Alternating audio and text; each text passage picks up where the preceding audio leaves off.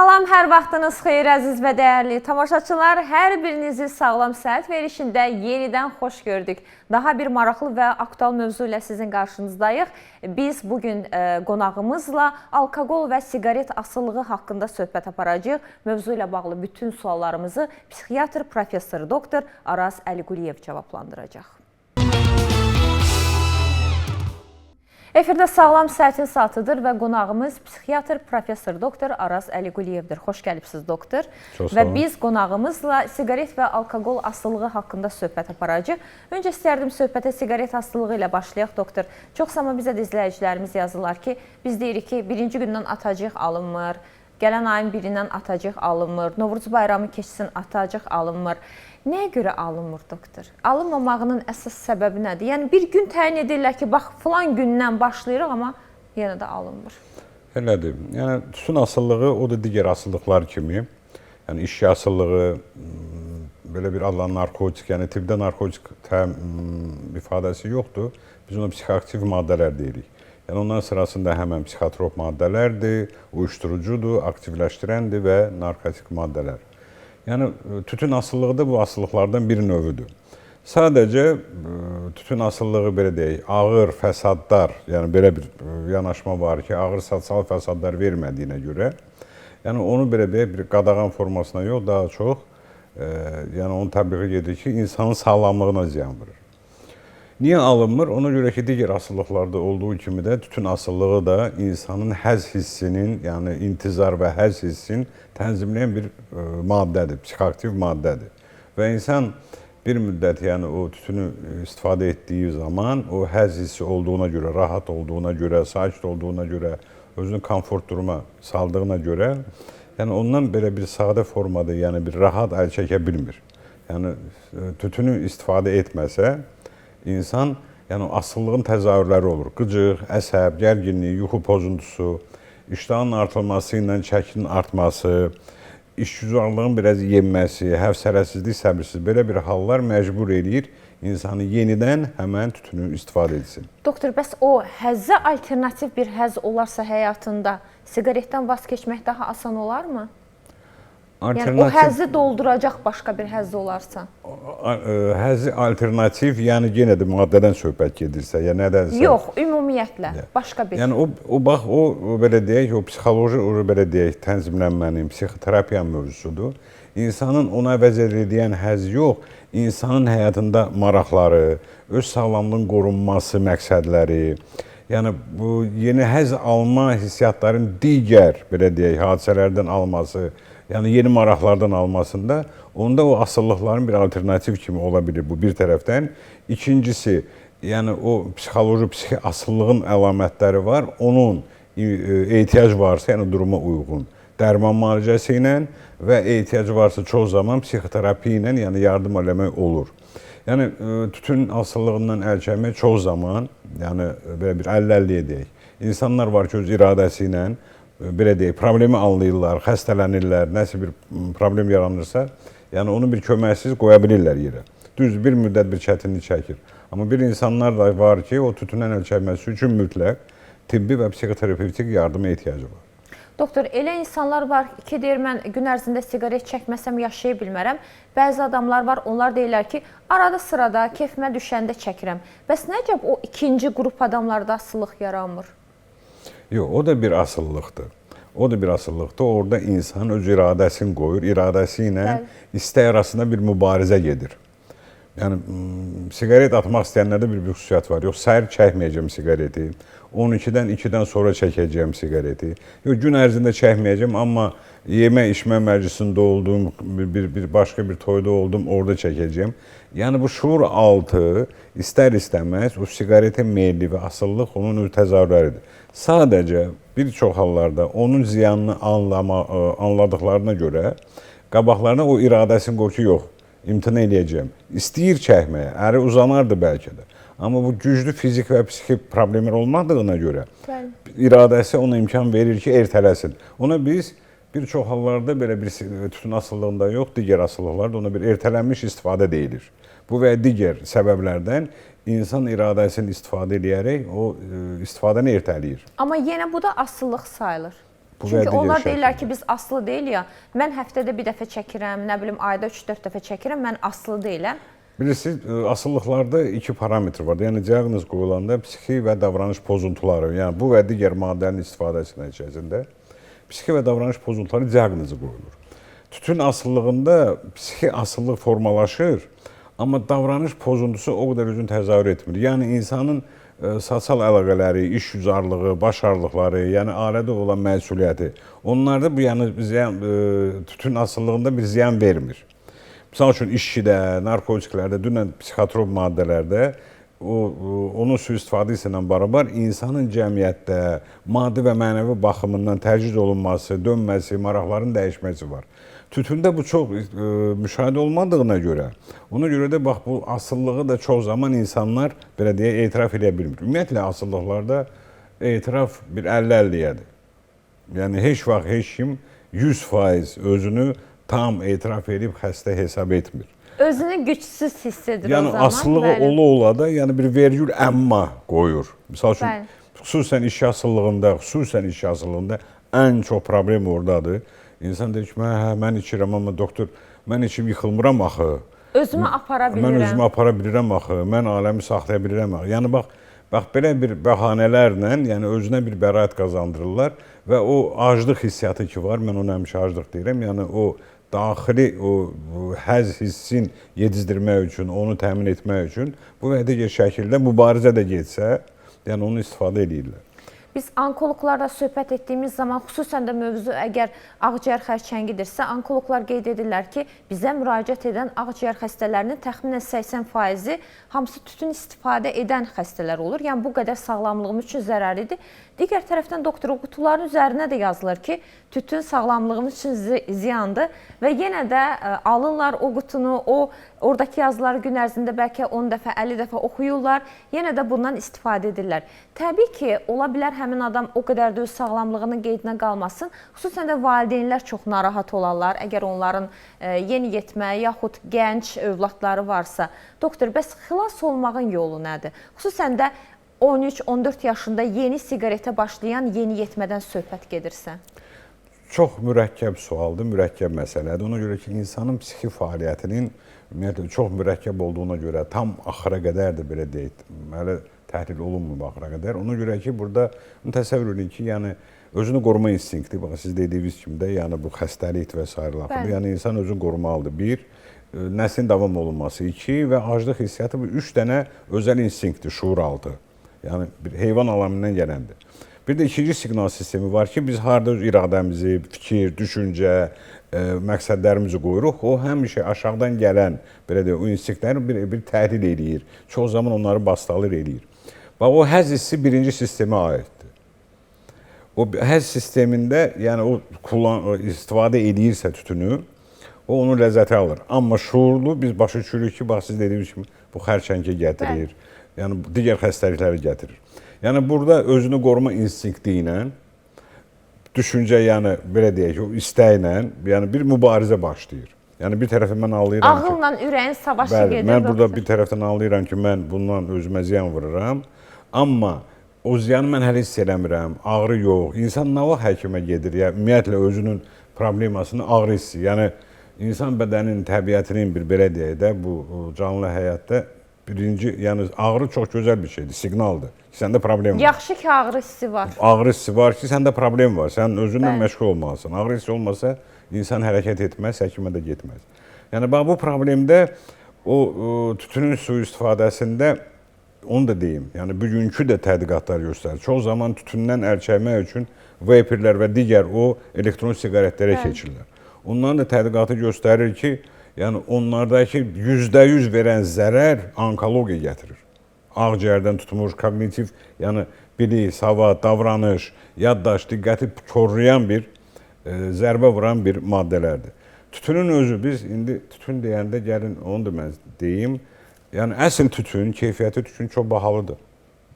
Bizim insanlar bugün istifadə elədiyi o siqaretlər ki var, satırlar. 3 manat, 2 manat, 4 manat. Yəni orada tütünün izi var, belə deyək, adı var. Sadəcə o kağız ki var, nəyə ki tütünü, siqareti düzəldirlər. O kağızın özü elə ən birinci düşməndir insana. Yəni mən tövsiyə edərdim kimsə o tütünü alırsa siqareti, onun tütünün töksün yerə və həmən o kağızı yandırsın. Və görəcək ki, o kağız kimi yanmır, əski kimi yanır. Yəni belə deyək, siqaretlərin o kağızı ki var istifadə olunur, o ikincili emal olunan, üzr istəyirəm, yəni əski və s. axır zibillikdən belə deyək, ikincili emal olunan materialdır. Yəni ora kağız istifadə olunmur, orada vaxtda istifadə olunan əskilərdir. Əskinin özü isə yandıqda yox olmur. O ağciyərdə bir kanserogen kimi oturur orada. Yəni qısa müddətdə ağciyər xərçəngi inkişaf edir.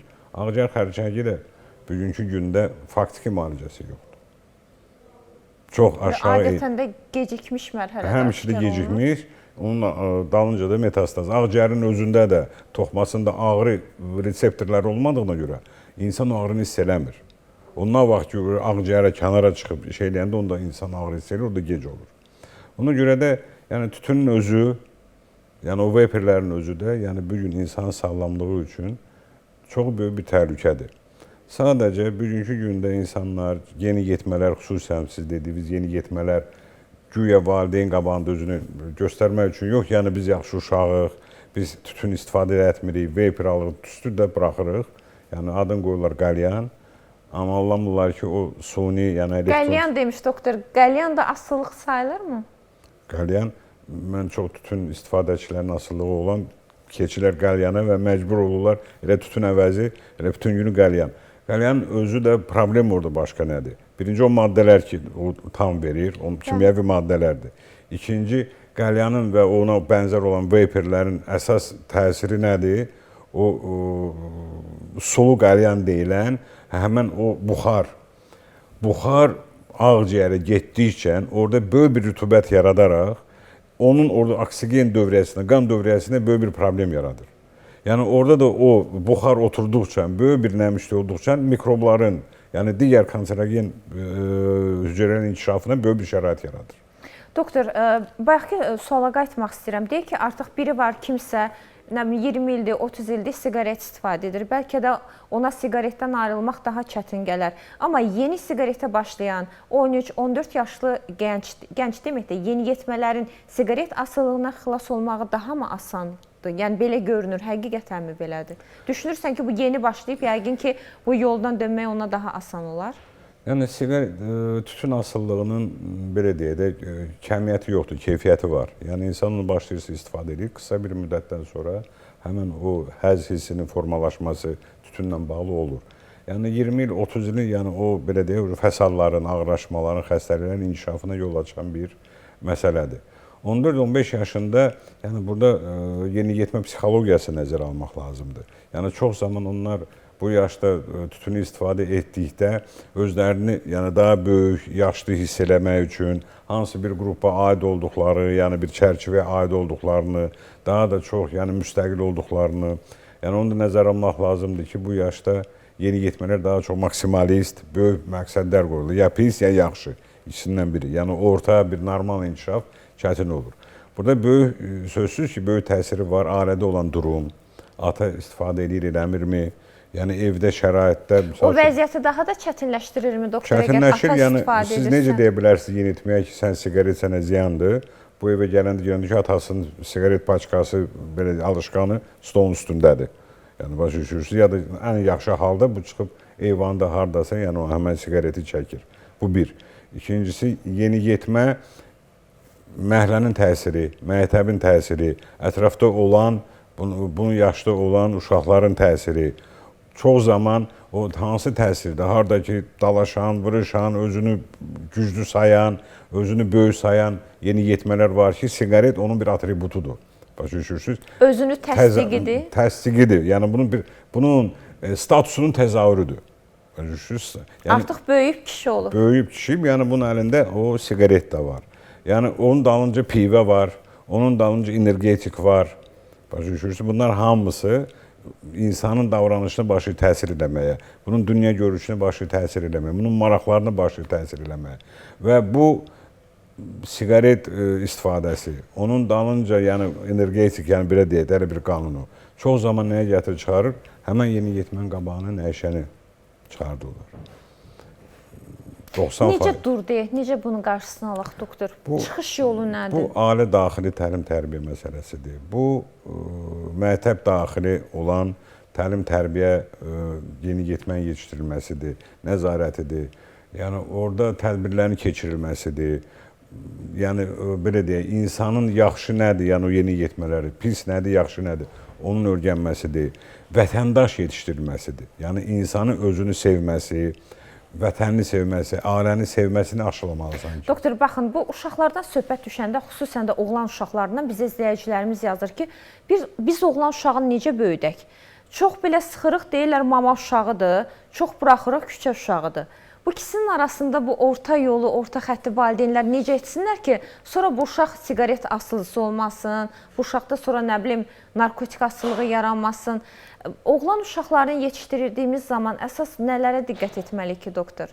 Nə ana uşaq olması, nə küçə uşaq olması. Yəni belə bir universal resept yoxdur, Amma iş orasında diqqət edəcəyimiz nələr var? Yəni onu deyim də, yəni biz indi 14-15 yaşında tərbiyə eləməyə başlamamalıyıq. Bu söhbət gedir bağça yaşlarının uşaqlıqdan, yəni uşağı öyrətməyə. Ən birinci büyük problem biz tütündən deyiriksə 14-15 yaşında ya 10 yaşında, ondan qat-qat qabaq biz uşağı belə deyək, psixi inkişafına problem yaratmaqda 1 yaşında, yaş yarımda qabağına gadgetləri qoyuruq. Yəni insanın, yəni uşaq irsi xasiyyət formalaşır o başqa, amma uşağın psixi inkişafının formalaşması bizim ona necə tərbiyə verdiyi və necə baxmağımızdan asılıdır. Yəni uşaq balaca, belə deyək, balaca böyük deyil. Uşağın özünə xas olan psixi fəaliyyətin inkişafının xüsusiyyətləri var. Və biz ona telefonu veririksə, planşeti veririksə, ərkönləşdiririksə, bu hamısını pambıq kimi götürür. Və o da ona gətirib çıxara bilər ki, emosional dayanıqsız inkişaf eləsin, haradasa biraz başqa bir problemlər olsun. Autistik spektra da gətirib çıxarda bilər. Yəni uşağın inkişafında siz bunu qapadırsınız, edirsiniz, telefona bağlayırsınız. Yəni fiziki inkişaf yox, hərəkət yox, o da əqli inkişafına mənfi zərər törədir. Və bu uşaq gəlib 10-15 yaşına çatanda, 13-14 yaşına çatanda, bunun o belə deyək, o hormonal statusu dəyişdiyi vaxt, sözsüz ki, psixi inkişafında, psixi fəaliyyətində problem yaranacaq. Aqressivlik ola bilər, qıcıqlanma ola bilər, çox bir şeylərə emosional reaksiyalar verə bilər. Siz onda o məqamda böyükdür, üstünə gedirsiniz. Məcburan üstünə gedirsiniz ki, şuur altı qadağı ilə mən bunu qabağını alacağım. Yox, siz öncədən uşaqlıqdan işi düz qurursunuzsa, uşaqla dostluğa meyilli edirsinizsə, yəni dostluqdan çox, belə deyək, böyüklük eləyib onu tənzimləyə bilirsinizsə, 14-15 yaşında siz o əlaqəni itirməyəsiniz, onu inkişaf elətdirəsiniz. Düzdür, çətinlik ola bilər, amma hər halı daha rahat keçəcək. Yəni uşaqda belə bir hissiyat, yəni uşaqda məsuliyyətin formalaşması çox vacibdir. Yəni o bilməlidir, pis yaxşı nədir və məsuliyyəti nədir bunun? Doktor, bəs siqaret asılılığına xilas olmağın yolları nələrdir? Birinci, pasiyentin, belə deyək, indi pasiyent deyirəm onlara, yəni yeniyetmə olsun ya böyük olsun, fərq eləmir, qərarı. Yəni hər bir halda qərar verməlidir ki, onu mən bundan imtina edirəm. Özü belə deyək, asılı alına bilmirsə, özü yəni bunu qərar verib, həll edə bilmirsə və vaxt aşırı yenidən bunu məcbur olursa istifadə eləməyə, onda o həkimə müraciət eləməlidir. Həkimə də müraciət edəndən sonra orada yəni üsulları var. Ən böyük yanlış, yəni çox zaman siqareti atmaq istəyənlər, o deyirəm, ertələnmiş istifadə. Ki, mən 1 paçka, 2 paçka çəkirdim, indi eləmişəm ki, 4-5 dənəsini çəkirəm. O müvəqqəti bir şeydir. Niyə? Yenə deyirəm, orada istəklə şuurlu mübarizə gedir. Siz bir həftəyə onu çəkə bilərsiniz, 10 gün siz o mübarizəni dözə bilərsiniz. Amma o tükənmə, qıcıqlanma, o artdıqca... İlk fürsətdə yenə döyənəcəklər, ilk bəhanədə. İlk fürsətdə nə olur, bəhanə nə olur? Evdə kimsə nəsə dedi, işdə nəsə oldu, nəsə maşını mən sürəndə əsəbləşdim, çəkdim. Ona görə onun... O bəhanəni də gözləyirlər, axtarırlar ki, ələ düşsün ki, bəhanə həmişə yersiz var. O gəlib çıxacaq. Ona görə də yəni hər bir asıllıqda ən birinci vacib nədir? Tam imtina. Asta-asta yox, tam imtina. Hansı gün? Bax, bu da önəmlidir. Biri deyir, birinci gün edəcəm, biri deyir, bayramdan sonra edəcəm, biri deyir, ad günüm kesin edəcəm. Onu hansı bir günə də bağlaya bilər, başqa şeyə də bağlaya bilər. Simvolik bir gün də seçə bilər, tarix də seçə bilər. Misal üçün, mən adamları tanıyıram, necə biraz onlar üçün rahat gəlir. Düz o da çətinlikdir. Misal üçün, orucun birinci gününə bağlayırlar. Yəni, oruç tutandısa, iş orasındakı o psixoloji duruma baxın. Yəni, mən çox bir şəxsləri tanıyıram ki, oruc vaxtı siqaret çəkmir. Yəni, köklənib, oruclu yemək olmaz, siqaret olmaz. Yəni, günahdır. Amma 30 gün tamam olandan sonra köynəməm köynə taz, yenə həmən. 30 gün amma uzaq qala bilirsə, demək ki, 30 ayda qala bilər, deyil mi? Köklənib 30 günə. Psixoloji olaraq da özünü hazırlayır. Yəni, əsas odur. Yəni, köklənirsə insan. Yəni, bu hallarda insan özü bunu köklənir. Yəni, həkimin ya psixoterapevtin köməyi yoxdur. Amma elə bir məqamlar var ki, doğrudan da köklənimini bitirmək istəyirsə, çox zaman həkimə getmək, xüsusən psixiatra, deyirlər ki, mən dəli deyiləm ki, psixiatra gedim. Doğrudan da bizim bir çox pasiyentlər bir tütündən asılılığı yox. Ümumiyyətlə bir çox pasiyentlər psixiatra gəlib çatana qədər 5-7 il bütün həkimlərə başqalarını gəzirlər. Bircə psixiatra getməsinlər. Axırdan axıra gələndə biraz ağır durumda gəlirlər. Bizdən də tələb edirlər, istəyirlər ki, doktor qutar məni. Deyirsən ki, axı sən 7 ildir bunun əziyyətini çəkirsən. Və tütün asıllığında da hansı bir həblər tapırlar, alırlar, hansı bir plastinkalar eləyirlər. Yəni su içmək və s. və s. yəni belə bir şərait. Vapora keçirlər. 1000 dənə bir belə deyim, mübarizə prosesi gedir. 1000 bir üsul istifadə olunur. Amma çox zaman iradələr axıra qədər çatmır. Asıllıqların probleması odur ki, yəni hardasa o iradə bir müddət sizə kömək eləyə bilir. Yəni o da bir kimya prosesidir daxildə. O tükənmə, yorulma, əsəblərin gərginləşməsi həmən o yenə köhnə davranışı gətirib çıxarır. Yəni bu hallarda hər halda həkimə getmək eyib deyil. Yəni qəbahət deyil. Yəni hər halda həkimlər, mütəxəssislər bu sahanı bildiyinə görə sizdən söhbət edib, araşdırıb hansı yolunu seçmək, psixoterapiyasıdır, dəva dərmanıdır. Bu gün var dərmanlar ki, misal üçün hardasa bizim pasiyentlərə bir çox hallarda uzun müddət onu aşırmağı misal üçün köməklik edir. Yəni asıllıqlarda belə bir qayda var. Bir tütündən deyil. Bir il tamam olandan sonra hesab başlayır ki, dayanıb insan. Yəni çox zaman deyirlər ki, 6 ay çəkmədim, 3 ay çəkmədim. O göstərici deyil. Bir ildən sonra sayılır. 12 ay keçdikdən sonra hesablanır ki, insan dayanıb. Niyə?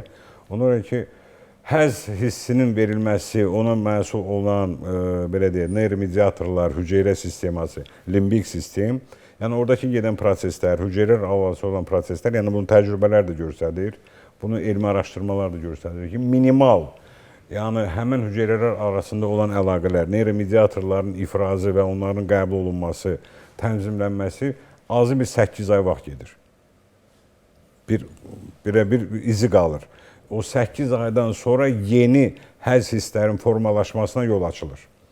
Yəni siz başqa, yəni həyatdakı olan fəaliyyətdən başlayırsınız həzz almağa və emosional o oyanış hardasa azı bir 8 ay vaxt gedir. Necə maraqlıdır, doktor. Bəzi toksik münasibət yaşayan insanlar var. Düzdür, mövzumuza aid olmasa da onunla bağlı da çox suallar alırıq. Çox istərdim növbəti verilişlərimizin birində onunla danışaq. Misal üçün, kiməsə qarşı emosional asılılığı olan adamlar var. Halbuki deyir ki, mən o adamı artıq sevmirəm, o adama nifrət edirəm, amma onsuz da yaşayamıram. Bu asılılıq da 8 aya aiddirmi? Yəni 8 ay mı keçməlidir o adamı unutması üçün, onu uzaq durması üçün? Yəni baxır, indi onu araşdırıb hansı bir psixopatologiya aid olduğunu aid eləyəndə, yəni var o qeyri-kimyəvi asılılıqlar növünə də asılı ola bilər və digər, yəni o digər psixi pozuntuların belə deyək, tərkibində də ola bilər. Orada da minimal 8 ay, 12 ay orada ümumiyyətlə psixi xəstəliklərin müalicəsinin prosesi insanın yaxşı duruma gəldikdən sonra minimal 12 aydır. Yəni orada bir dərman söhbəti deyil. Orada psixoterapiya söhbəti var, professional psixoterapiya söhbəti var. Yəni psixoterapiya deyəndə çox zaman insanlar, psixoloqlar yada düşür. Onu da mən deyim, mənim öz mövqeyim həmişə var, yəni bu sosial şəbəkələrdə də bunu həmişə bildirmişəm. Yəni psixologiya tibbi elm deyil, tibbi fən deyil. Kliniki psixoloqlar, psixiatrın köməkçisi olaraq bizlə işləyirlər və onlar bu sahədə ixtisaslaşmış belə deyim, mütəxəssisdirlər. Digər psixologiya eləyən daha çox təhsilə aiddir. Yəni insanın motivləri ilə, insan nə ilə yaşayır, motivlərlə. Psixoloqlar onu öyrənir. Doktor, hətta klinik psixoloq da həkim deyil bütün halda. Yox, həkim deyil, amma onun savadı, onun biliyi həkim psixiatrla, nevroloqla, ümumiyyətlə həkimlərlə çalışıb onların köməkçisi kimi onların pasiyentləri ilə işləyir. Həkim bu və digər şəkildə hansı bir həkim olsun, öz pasiyentinlə ünsiyyətdə olanda ən sadə formada psixoterapiyanı keçir. Yəni sugestiv rasional psixoterapiya. Yəni o nə deməkdir? Yəni pasiyent həkimin yanına gəlibsə, yəni orada 5 dəqiqə söhbət deyil ki, resept yazdım. Yəni resepti 5 dəqiqə yazma olur. Amma şurasındadır ki, siz inandırmalısınız pasiyentinizi. O sizə inanmalıdır. O sizi qəbul eləməlidir ki, sizin kabinetdən çıxanda resepti cırıb tullamasın. Və sizin müalicənizi qəbul eləsin. Və sizin müalicə demək deyil ki, tam qurtuldu. O dərmanların yan təsirləri var. İnsanın, belə deyək, fərdi qaydada onun qəbul qaydası var, kimi necə təsir edir. Yəni, daimi həkimlə ünsiyyətdə olmaqla, ona inanıb, ünsiyyətdə olmaqla gəlib bir yerə çatır. Ona görə də, misal üçün, bizim pasiyent qəbulumuz azı bir 40 dəqiqə çəkir. Halbuki reseptində var ki, 5 dəqiqə yazır verir. 40 dəqiqə minimal çəkir, bəlkə də daha çox. Ona görə ki, insan gəlib sizin yanınıza, həmin o tütün asıllığından əziyyət çəkən insan da. Yəni, əlləşir, vırışır, o saat gəlmir axı həkimin yanına. Ki, doktor, işçi problemi var ya, tütün var. O, görür ki, də tükənib, görür ki, başarmır, alınmır. Biz həmişə belə deyirik ki, o bıçaq sümüyə dirənən kimi. Yəni, bizdə, bizim milləti bir xüsusiyyət var. Həkimə nə vaxt gedirlər, o vaxt ki, ondan o tərəfə də problem şişib də, özü həll edə bilmir. Doktor, əgər bir pasiyentlə ən azı bir 30-40 dəqiqə söhbət edəndən sonra siz resept yazırsınızsa, hansı antidepressantı yazacağını seçirsinizsə, o zaman bu necə olur? Misal üçün, çox rahatlıqla aptekə gelib demək olur ki, mən depressiyadayam, depressiv haldayam, mənə bir yaxşı antidepressant ver. Misal üçün, əczaçı da ona yaxşı bir antidepressant verir. Ümumiyyətlə, bu yaxşı antidepressant nə məsələdir, doktor? Marka adı çəkməyə xahiş edirəm. Yox, marka adı çəkmirəm, yaxşı antidepressant. Yaxşı antidepressant varmı? Yox, yaxşı antidepressant söhbəti yoxdur. Yaxşı dərman ümumiyyətlə yoxdur. Dərman, yəni hansı bir patologiya var ki, o da kimyəvi maddədir.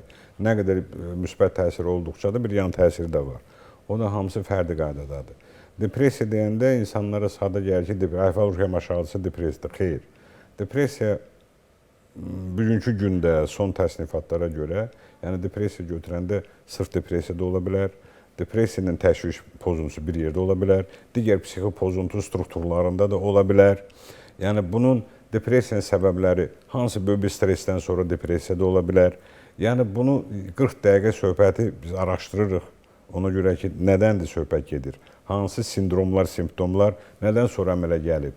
Bunun inkişafı, uşaqlığı necə olub, yeniyetməliyi necə olub, orada hansı bir həkim müdaxiləsinə ehtiyac olub, olmayıb. Çox zaman valideynlər uşaq böyüdükcə güclü təzahürlər olmadığı, yəni psixi pozuntudan güclü təzahürlər olmadıqlarına görə, misal üçün, həkimə də müraciət eləmirlər. Böyüyər, eləyər, keçər və s. laxır. Amma o sonra, yəni böyüdə, yetkinlik yaşında böyük bir ağır təzahürlər verir. Yəni, bugün asıllıqdan danışırıqsa, tütündən, işçidən danışırıqsa, misal üçün, bugün işçi ümumiyyətlə cavanlaşıb. Qabaq 55 plus müraciət edirdilsə, 25-30 yaşında. O da niyə? Ona görə ki, bir çox yetkinlik yaşında olan insanların biz analiz edəndə bir 50%-nə qədər insanlarda öncədən bu və digər psixi pozuntular müşahidə edilir. Yəni, diqqətin əskikliyi, hiperaktivliyi, subdepressiv problemlər, obsessiv-kompulsiv pozuntulara aid olan şəxsiyyət pozuntusu, emosional dayanıqsızlıq, yəni belə infeksiyadan sonra və s. laxır. Yəni bu elə təzahürlərdir ki, çox zaman valideynlər onunla bağlı həkimlərə müraciət eləmirlər. Yəni müşahidə eləmişsiniz də, 2 ana görüşür, biri o birisində deyir ki, mənim uşağım o qədər tərbiyəlidir ki, heç kimin işi yoxdur, öz otağında oturub, öz başını qatıb, belə öz işi ilə məşğuldur. Yəni uşaq oynamır, eləmir, bir şeydir. Ola bilər, bəlkə pis deyil. Amma bu çox zaman subdepressiv əlamətlərin yəni bir təzahürüdür. Ya da ki, başqa valideyn deyir ki, mənim uşağım elə zirəkdir ki, buradan vurur, oradan çıxır, eləyir, dalaşır, verir və s. laxır. Bu hiperaktivliyin bir təzahürü ola bilər. Yəni bunlar hamısı böyüdükcə böyük bir problemlər yaradır. Və çox zaman, misal üçün, bax, işçi ilə ya tütünlə gələndə, tütündən çox işçi ilə. Niyə bunu istifadə edirsən, doktor? Mən daimə gərgin içində olmuşam, narahat, əlaqələrim olub. Amma bax, Bir dəfə içdim 20 yaşında, bir də gördüm ki, tam insanım. Yəni elə bir pasiyentimiz olub ki, bu gün bir gündə içməsə qeyri-mümkündür. Gəldiyinizə görə təşəkkür edirəm doktor. Çox sağ olun, var olun. Başqa bir mövzuyla yenə istəyərəm qonağımız olasınız. Əziz tamaşaçılar, bizim qonağımız psixiatr professor doktor Araz Əliquliyev idi və efirimiz isə davam edir. Bax, beləcə, əziz tamaşaçılar, bir verilişimizin də sonuna gəlib çatdıq və geyinmə görə isə hər zaman olduğu kimi Vomobutikə təşəkkür edirəm. Hazırda ekranda telefon nömrəsini və Instagram hesabını da görürsünüz. Əziz xanımlar, havalar isinir. Əgər qardirobunuzu yeni və gözəl geyimlərlə bəzəmək istəyirsinizsə, yolunuzu Vomobutikdən sala bilərsiniz. Elmlər Akademiyası metro stansiyasının yaxınlığındadır. Təşəkkürlər, Vomobutik. Sizinlə isə sağollaşırıq, əziz tamaşaçılar. Sabah yenə eyni yerdə, eyni saatda sizin görüşünüzə gələcəyik. Sağ olun, sağlıqla qalın.